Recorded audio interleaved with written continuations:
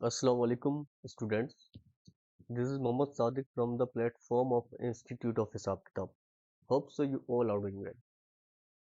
अल्लाह के नाम से स्टार्ट करते हैं। बिस्मिल्लाहिर्रहमानिर्रहीम। रब्बि इश्रह ली सदरी वयस्सिर ली अमरी वहलुल उक़दतम मिन लिसानी यफ़क़हू क़ौली। Rabbi ज़िदनी इल्मा rabbi ज़िदनी इल्मा rabbi ज़िदनी इल्मा। स्टूडेंट, हमने ADC part 1 principle of accounting के सब्जेक्ट को स्टार्ट किया है। बैंक रिकन्सिलिएशन का हमारा चैप्टर कंटिन्यू है। 2 लेक्चर हम ऑलरेडी कवर कर चुके हैं। थोड़ा सा रिकॉल करवा देता हूँ कि लास्ट 2 लेक्चर्स में हमने क्या चीज़ें कवर की हैं। फर्स्ट ऑफ ऑल, हमने लास्ट लेक्चर में सबसे पहले हमने कवर किया था बैंक रिकन्सिलिएशन का कॉन्सेप्ट क्या होता है। हमने एक स्टोरी की मदद से समझा था। फिर हमने उसमें ये चीज़ देखी थी कि एग्जाम्स लेवल क्वेश्चन किस तरह से प्रिपेयर होता है, और हमने साथ ही साथ उसमें एक क्वेश्चन को, प्रैक्टिस क्वेश्चन को हमने सोल्व भी किया हुआ था।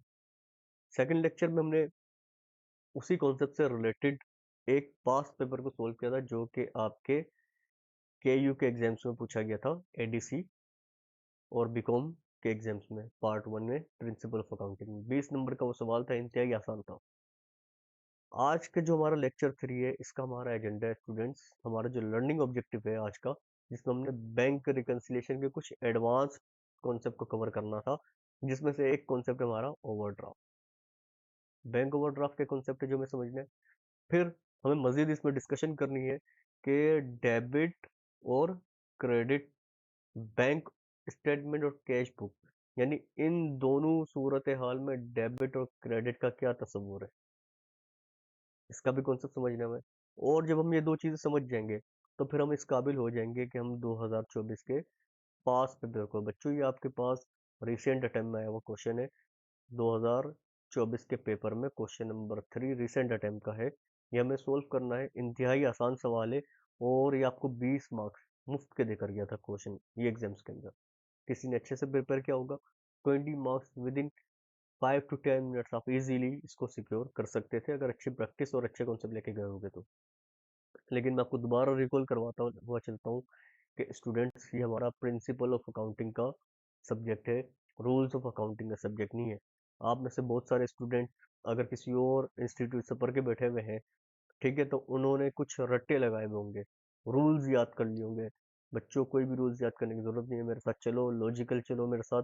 प्रिंसिपल समझाऊंगा आपको, प्रिंसिपल अप्लाई करने हैं आपको एग्जाम्स के अंदर बैठकर क्वेश्चंस में, ठीक है। कॉमन सेंस थोड़ी सी लगानी है। कॉमन सेंस भी वो जो हमारे पास लॉजिक डेवलप कर रहा हूँ उसी से रिलेटेड होनी चाहिए आपको, ठीक है।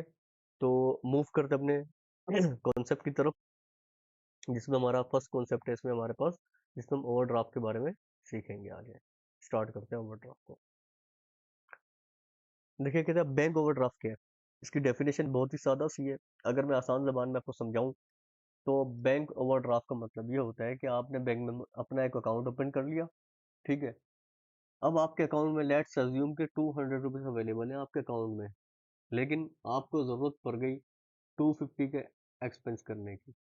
तो आपने बैंक से बात की, बैंक ने कहा ठीक है, हम आपको 50 रुपये की फैसिलिटी देते हैं, यानी अगर आपके अकाउंट में पैसे ना भी हो ना, तो भी आप हमारे अकाउंट से 50 रुपये तक निकाल सकते हैं।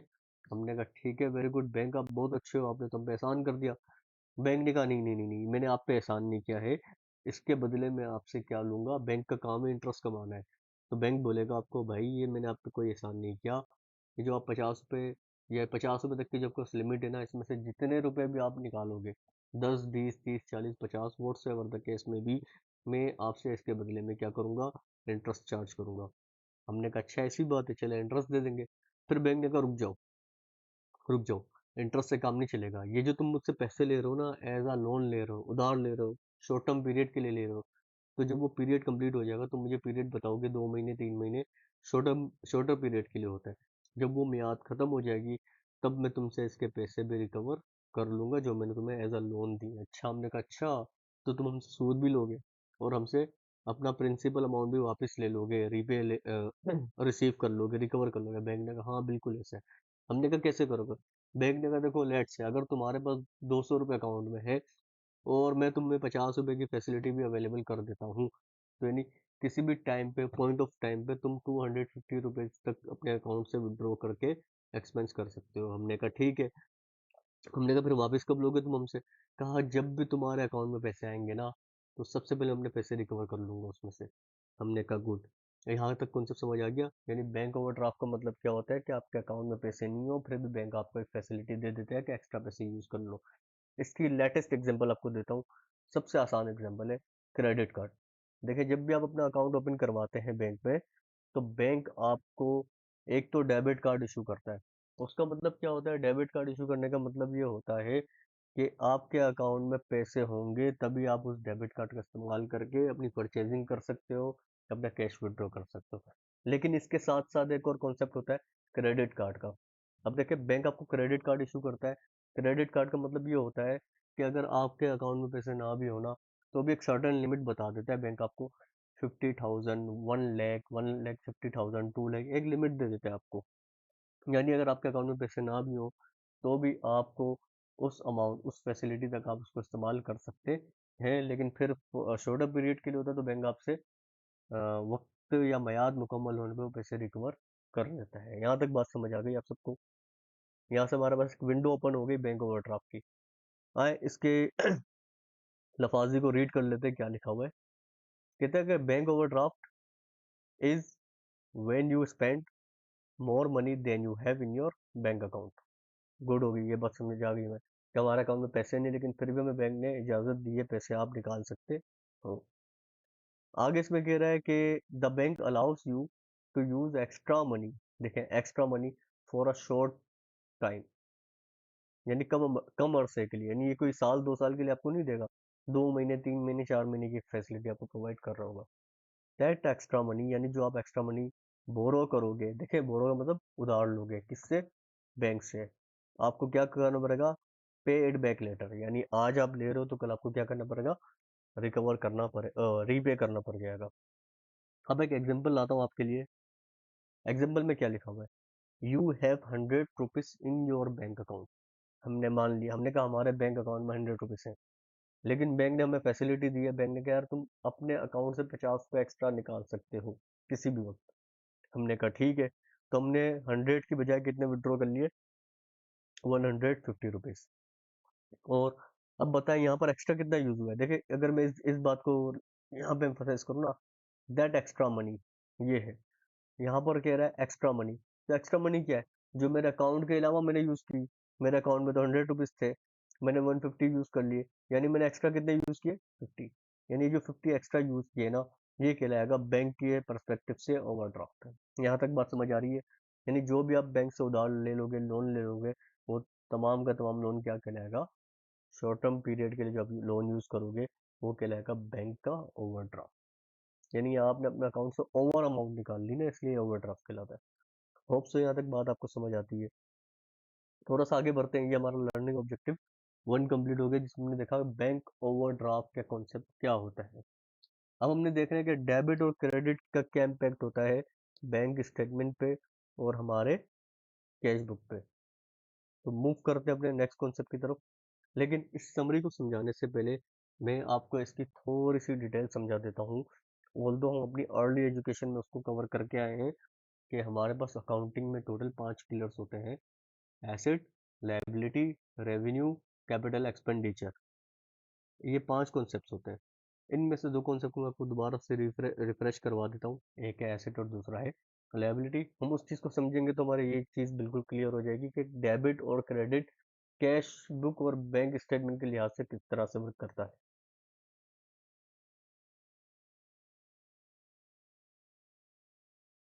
वहाँ देखते हैं हमने अर्ली एजुकेशन में क्या चीज़ें सीखी थी। हमने कहा था एक होता है एसेट्स और एक होती है हमारे पास लायबिलिटीज। और हमने इनकी कुछ चीज़ें देखी थी, इंक्रीज और डिक्रीज के हवाले से। हमने बचपन में एक चीज़ सीखी थी, हमने बचपन में एक चीज़ सीखी थी कि जब भी हमारा एसेट है वो इंक्रीज होगा, तो हम इसको कहाँ पर लेके जाएंगे? डेबिट वाली साइड पे लेके जाएंगे। ये आप सबको क्लियर है बात? जब भी हमारा एसेट इंक्रीज होगा, हम उसको डेबिट वाली साइड पे लेकर जाते हैं। लेकिन जब भी हमारा एसेट डिक्रीज होगा, तो हम उसको कहाँ पे लेके जाएंगे? क्रेडिट की साइड पे लेके जाएंगे। ये बात समझ आती है आपको। लेकिन जब भी हमारी लायबिलिटी इंक्रीज होती है, तो अपनी लायबिलिटी को, जब भी हमारी लायबिलिटी इंक्रीज होगी तो वो कहाँ पर जाएगी? क्रेडिट वाली साइड पे जाएगी। और जब भी हमारी लायबिलिटी डिक्रीज होगी तो कौन सी साइड पे जाएगी? डेबिट वाली साइड पे मूव कर रही होगी। मैं इसके कलर को थोड़ा चेंज कर देता हूँ ताकि आपको चीज़ें समझने में आसानी रहे।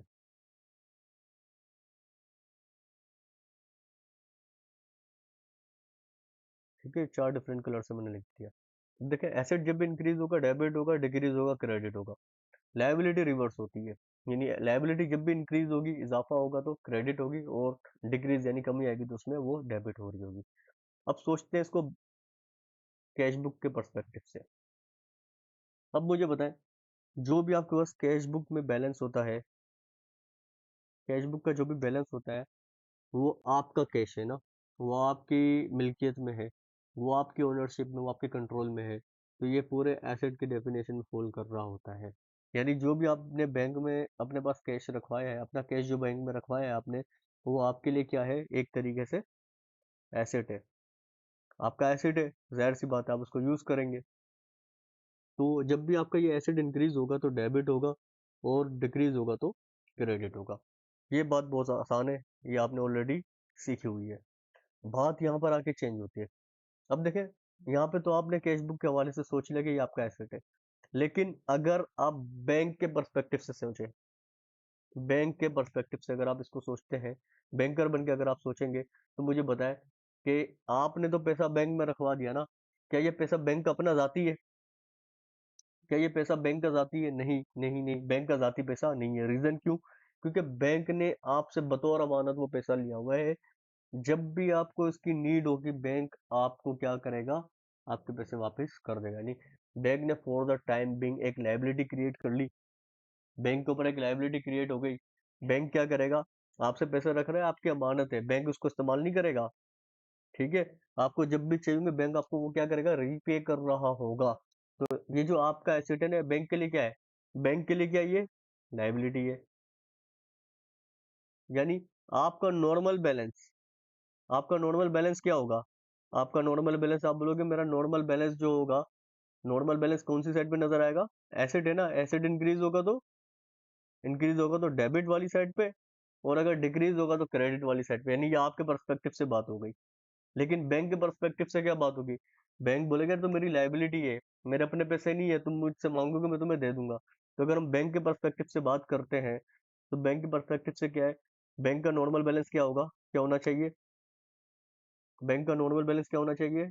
बैंक का नॉर्मल बैलेंस होगा क्रेडिट, क्योंकि लाइबिलिटी बढ़ेगी तो क्रेडिट। ये बात आप सबको क्लियर होती है?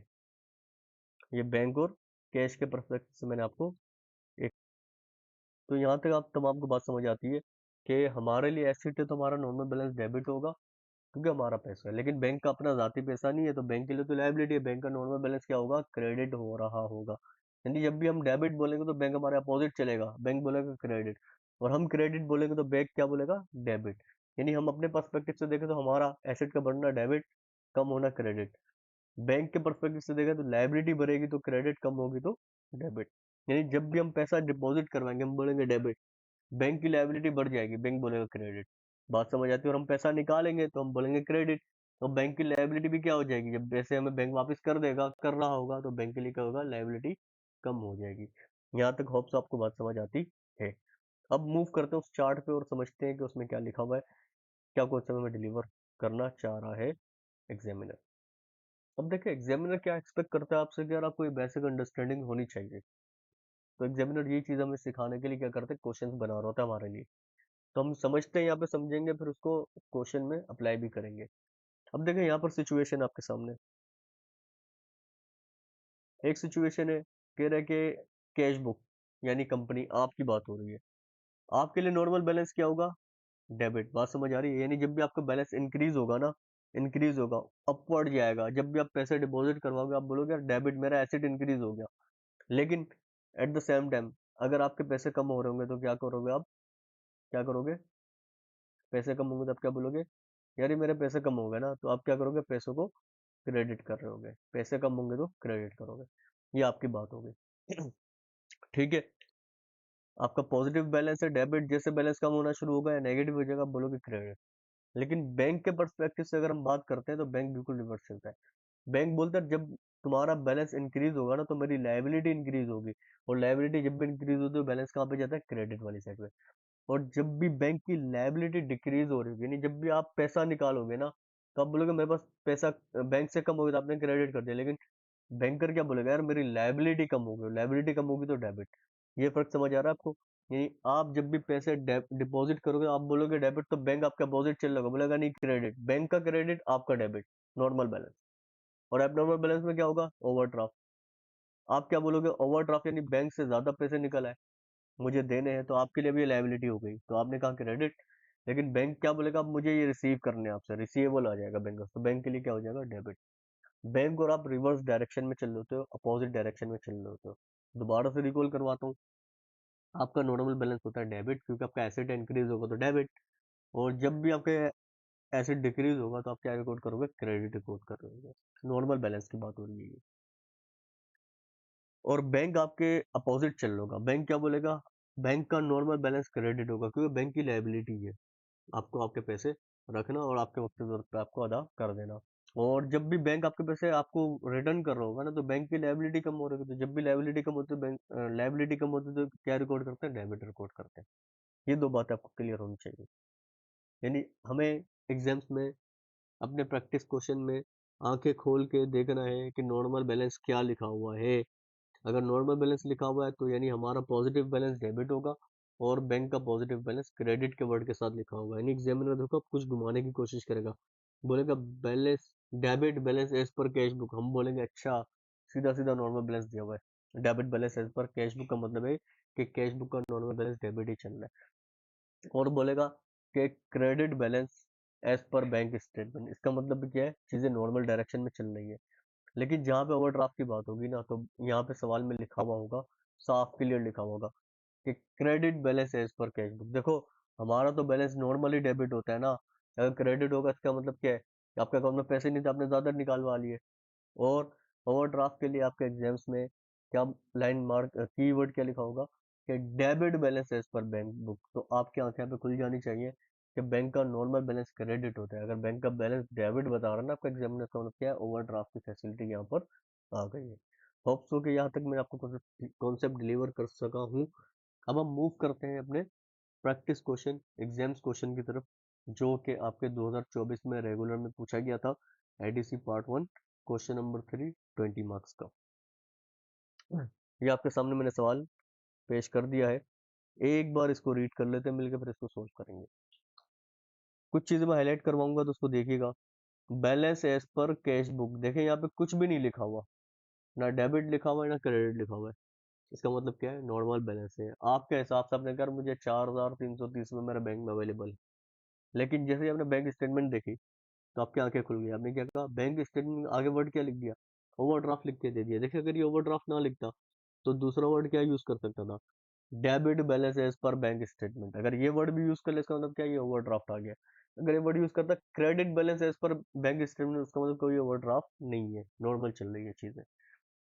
अब ये आप कह रहे हो 4330 का बैलेंस आपके पास कैश बुक में है, बैंक कह रहा है नहीं 2500 मुझे तुमसे लेने, माइनस बता रहा है बैंक, यानी तुम्हारा बैलेंस नेगेटिव हो गया। ये दो सिचुएशन आपके सामने अराइज हो गई। ये है बैंक ओवरड्राफ्ट का कॉन्सेप्ट। फिर आगे कह रहा है डिपॉजिट इन ट्रांजिट की बात कर रहा है, आउटस्टैंडिंग चेक की बात कर रहा है। ठीक है, पॉइंट नंबर 5 में, ये मैं सिर्फ तेजी से आपको बता रहा हूँ, इसको भी हम सोल्व करेंगे तो डिटेल में चीज आपको भराऊंगा समझाऊंगा फिर सोल्व करूंगा इसको। कह रहा पॉइंट नंबर 5 में आपने चेक ड्रॉन किया है साद एंड कंपनी ने, was debited by bank to the account of Saeed and company. अब देखो गलती बैंक से हो गई है, एक तरीके की हमने पढ़ी थी फर्स्ट लेक्चर में, हमने ये चीजें देखी हुई है। Promissory note paid by bank, bank ने पे किया है, आपने रिकॉर्ड नहीं किया होगा। डायरेक्ट डिपॉजिट कस्टमर का है। डिसऑर्डर्ड चेक, ये सारी पुरानी ट्रांजेक्शन रिपीट हो रही है यहाँ पे। फिर चेक 360 रुपये का इशू किया है और क्रेडिट कर दिया है कंपनी के अकाउंटेंट ने, यानी आपसे गलती हो गई अकाउंटेंट से।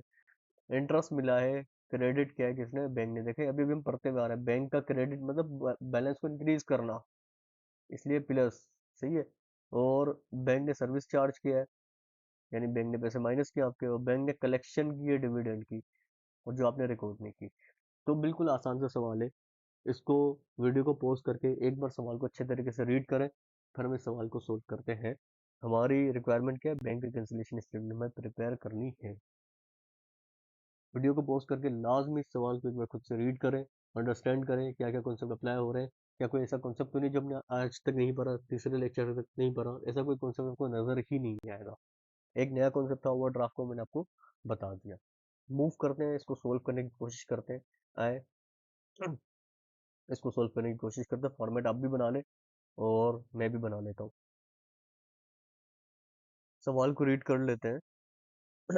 देखें, हमारे पास डेटा है, a comparison of cash book bank column of Saeed and company and the bank account for the month of March 2024 reveal the following balance as per cash book. तो हमारी एडजस्टमेंट नंबर 1 है, हमने यहाँ पर इसको एक एडजस्टमेंट को रीड करना है और उसको रेलेवेंट जगह पे प्लेस करना है। अनएडजस्टेड बैलेंस, किसका बैलेंस है हमारे पास?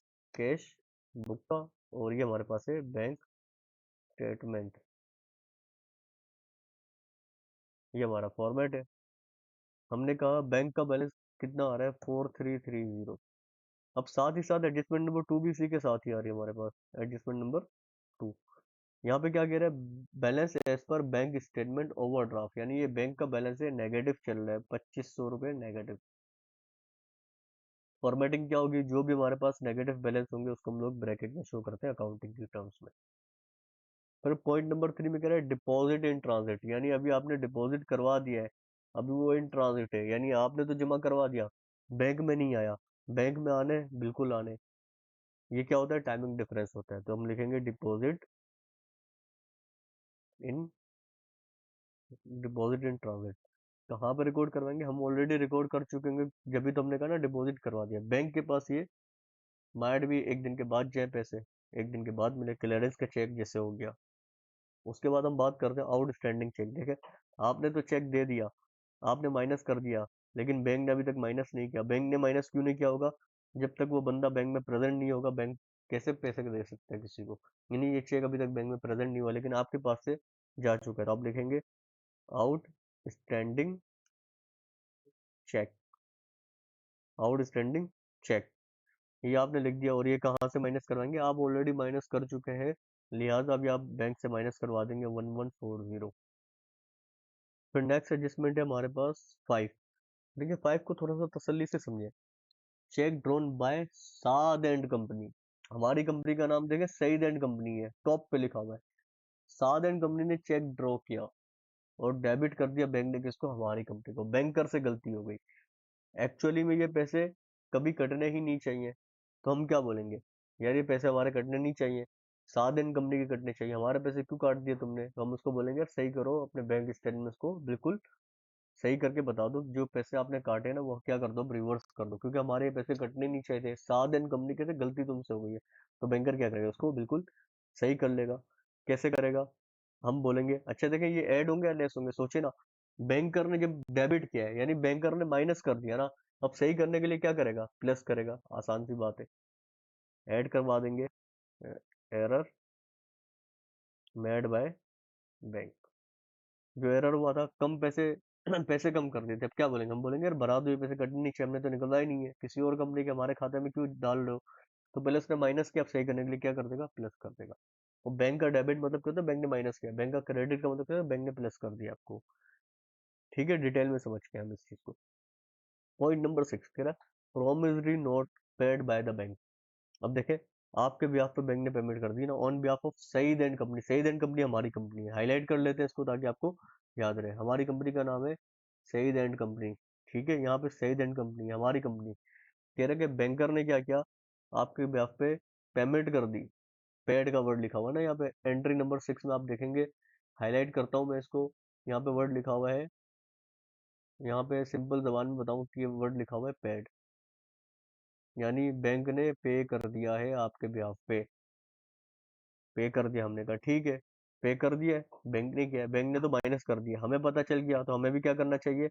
माइनस करना चाहिए। हम बोलेंगे less promissory note paid by bank, और ये अमाउंट आ जाएगी हमारे पास। माइनस करनी है तो हम लिख देंगे यहाँ पर -4,000। यहाँ तक आपको कोई प्रॉब्लम नहीं होनी चाहिए, उम्मीद है नहीं होनी चाहिए। आगे नेक्स्ट मूव करते हैं, कहते हैं डायरेक्ट डिपॉजिट बाय कस्टमर। एक कस्टमर थे, उन्होंने डायरेक्टली डिपॉजिट करवा दिया आपके अकाउंट में। अब ये डायरेक्ट डिपॉजिट कहाँ पर गए? बैंक में आ गए। बैंक ने आपको बता दिया। बैंक ने बताया किस होगा? बैंक ने रिकॉर्ड करके बताया होगा, बैंक स्टेटमेंट में बताया होगा। तो आपको पता चल गया तो आपको भी क्या करना चाहिए? रिकॉर्ड कर लेना चाहिए। Direct direct deposit by customer. अगर यहाँ पे कस्टमर का नाम लिखा होता तो हम जाहिर सी बात है यहाँ पे अपने नरेशन में इसको मेंशन कर लेते। कितने रुपए डिपॉजिट करवाए हैं? एंट्री नंबर 7 में कह रहा है 4,100। अब एंट्री नंबर 8 की बात कर रहा है। एंट्री नंबर 8 कह रहा है डिसऑर्डर चेक। देखिए कस्टमर ने आपको चेक दिया, वो चेक क्या हो गया? डिसऑर्डर हो गया। यानी बैंक ने कहा यार ये पैसे मैं तुम्हें दूंगा ही नहीं, फॉर एनी रीजन, किसी भी रीजन के लिए। चाहे वो रीजन हो कि आपके अकाउंट में पैसे ना हो, साइन में डिफरेंस आ जाए, बैंक किसी भी वजह से आपको रिवर्स कर देता है, आपका चेक रिटर्न कर देता है, डिसऑनर कर देता है। अब जब चेक आपने डिपॉजिट करवाया हो तो आप रिकॉर्ड करके बैठे गए। अब आपको पता है इसके जरिए कभी पैसे मिलेंगे नहीं, इस चेक के जरिए। तो आप क्या करेंगे? इसको रिवर्स कर देंगे। यानी रिवर्स करने के लिए क्या करेंगे? एडजस्ट करने के लिए लेस करेंगे, क्योंकि जो आपने डिपॉजिट करवाया होगा ये चेक तो आपने ऐड किया होगा। तो अब क्या करेंगे? लेस करवाएंगे। Dishonoured check. कितनी अमाउंट है हमारे पास? 1250। अब एंट्री नंबर 9 पर आते हैं। एंट्री नंबर 9 हमें क्या कहती है? रीड करते हैं इसको। A cheque of ₹360 issued in payment of repair expense. हमने कहा ठीक है, गुड हो गया, हमने चेक दिया, पैसे कट जाने चाहिए और हमने माइनस कर दिया होगा। यहाँ तक की तो बात कोई दो राय नहीं है, राय आगे से चेंज होती है। Was credited by company. सही है। कंपनी, यहाँ पे वर्ड लिखा कंपनी, यानी गलती किससे हुई है? कंपनी के अकाउंटेंट से हुई है। 360 को क्या कर दिया? 630। यानी पैसे 360 माइनस हुए, उसने गलती से ज्यादा माइनस कर दिए। अब देखिए अगर मैं कहता हूँ यार आपकी जेब से 5 रुपए जाने चाहिए, तो आपने दिए 5 रुपए, तो आपने खाते में डाल दिए 15 रुपए, तो एक्चुअल में गए तो 5 रुपए ना, आपने इजाफी 10 रुपए बताए हैं। सही करने के लिए इसको क्या कर लेंगे? पहले माइनस किया था तो सही करने के लिए इसको क्या कर लेंगे? प्लस कर लेंगे। बात समझ आती है? तो यहाँ पे भी यही हुआ है, 360 माइनस होने चाहिए थे। चेक में तो सही लिखा हुआ है, बैंकर ने जो चेक देगा उसमें जो अमाउंट आएगी बैंकर तो उस हिसाब से पेमेंट कर देगा, लेकिन गलती से जल्दबाजी में आपसे गलती हो गई, अकाउंटेंट से गलती हो गई, उसने 360 की बजाय कितना माइनस कर दिया? 630। यानी जो भी इजाफी माइनस कर दिया एक्चुअल में कोई पैसे कटा ही नहीं है, तो लिहाजा उसको क्या कर लो? ऐड बैक कर ले उसको। यानी हम यहाँ पे करेंगे add error made by accountant. क्या एरर हुआ है बता भी देंगे, हम बोलेंगे जनाब 630 माइनस 360। क्यों? 360 की एक्चुअल पेमेंट थी, हमने ज्यादा रिकॉर्ड कर लिए, 630 रिकॉर्ड कर लिए। करने कितने चाहिए थे? 360। तुमने कहा 630 में से 360 हटा दो जो रिकॉर्ड कर लिए हैं, बाकी हमें क्या कर दो? वापस ऐड बैक कर दो। ये एक एरर था, हमने सही कर लिया। तो एंट्री नंबर 10 की बात करते हैं। एंट्री नंबर 10 में कह रहा है interest on investment credited by bank. देखें कीवर्ड याद रखें, बैंक क्रेडिट कर रहा है। बैंक के साथ क्रेडिट लिखा है, नहीं बैंक ने आपके बैलेंस को क्या कर दिया? इंक्रीज कर दिया। और बैंक के साथ अगर डेबिट लिखा होगा ना, तो यानी बैंक ने आपके बैलेंस को क्या किया है? कम कर दिया, डिक्रीज कर दिया। बैंक ने क्रेडिट किया है, यानी आपके बैलेंस को इंक्रीज कर दिया है। तो इसका रीजन क्या होगा? आपका बैलेंस क्या हो जाएगा? इंक्रीज हो जाएगा। तो बैंक ने तो रिकॉर्ड कर लिया, हमारी बारी है रिकॉर्ड करने की। Interest on investment credited by bank 250। 11 entry है इसमें। 11 एंट्री में क्या कह रहा है? Service charges not recorded in the cash book. कर लेंगे रिकॉर्डेड सर्विस चार्जेस। अब देखें सर्विस चार्जेस किसने रिकॉर्ड किए? बैंक ने की, हमने नहीं की। ये सर्विस चार्जेस के अगेंस्ट हमें क्या देने पड़ेंगे? पैसे देने पड़ जाएंगे। बैंक ने ऑलरेडी माइनस कर दिया, अब हमारी बारी माइनस करने की। फिर बात करते हैं डिविडेंड कलेक्टेड। डिविडेंड कलेक्ट किया है किसने? बैंक ने। कलेक्ट यानी वसूल किया है, बैंक को मिल गए पैसे हमारे, लेकिन हमने रिकॉर्ड नहीं किया, तो हमें क्या करना पड़ेगा? उसको रिकॉर्ड करना पड़ेगा। Dividend collected by bank. कितना डिविडेंड कलेक्ट किया? 1250। बस ये 12 एंट्रीज थी, इसके बाद कोई और एंट्री हमारे पास नजर नहीं आती। हमें क्या करना है? इसका टोटल बनाना है। टोटल लिख लेते हैं, टोटल कर लेते हैं जनाब 4330। इसमें ऐड कर लेंगे 4000, इसमें से सॉरी लेस कर लेंगे 4000, ऐड कर देंगे 4100, फिर लेस करेंगे 1250, फिर ऐड करेंगे 270, फिर ऐड करेंगे 250, फिर लेस करेंगे 150, फिर ऐड कर लेंगे 1250। ये सारा ऐड लेस करने के बाद हमारा बैलेंस क्या आ रहा है? 4800 कैश बुक का बैलेंस आ गया। और अगर हमने सारी चीज़ें सही की है ना, तो हमारे पास बैंक में भी इतना ही एडजस्टेड बैलेंस बनना चाहिए। आए देखते हैं कि मैच होता है नहीं। तो हमने कहा 2500 माइनस, माइनस में लिख रहे हैं कैलकुलेटर में इसको, जो चीज़ ब्रैकेट में उसको माइनस में लिखोगे, -2500, फिर प्लस लिखोगे 8000, फिर उसमें माइनस लिखोगे 1140, फिर उसमें प्लस करोगे 440। यहाँ तक कहानी हो गई। अब देखें हमारा बैलेंस भी क्या हो गया, यहाँ पे मैच हो गया। तो बहुत आसान सा सवाल था। उम्मीद करता हूँ मैं आपको अच्छे से समझा समझा सका हूँ। नेक्स्ट वीडियो में इसमें आगे मजीद एडवांस कॉन्सेप्ट हमें समझने हैं। यहाँ पे आगे अभी बात खत्म नहीं होती। अब आगे जाके बात शुरू होगी कि एग्जामिनर क्या करेगा, कुछ डेटा मिस कर देगा, कुछ बैलेंसेस हाइड कर देगा और बोलेगा मुझे बताओ कि वो बैलेंसेस क्या थे। तो जिसने अभी तक फर्स्ट वीडियो को नहीं कवर किया ना, फर्स्ट लेक्चर को कवर नहीं किया, तो पहले जाए फर्स्ट लेक्चर को कवर करें। उस लेक्चर को कवर करने के बाद आप आइएगा फोर्थ लेक्चर पे, क्योंकि उसी लेक्चर की बेस पे मैं आपको समझाऊंगा कि एग्जामिनर वैल्यू कैसे गायब करता है और हमें उसको फाइंड कैसे करना है। उम्मीद करता हूँ चीज़ आपको समझ आ गई है। नेक्स्ट वीडियो में मिलते हैं नेक्स्ट कॉन्सेप्ट के साथ। अपना ख्याल रखिएगा। अल्लाह हाफिज़।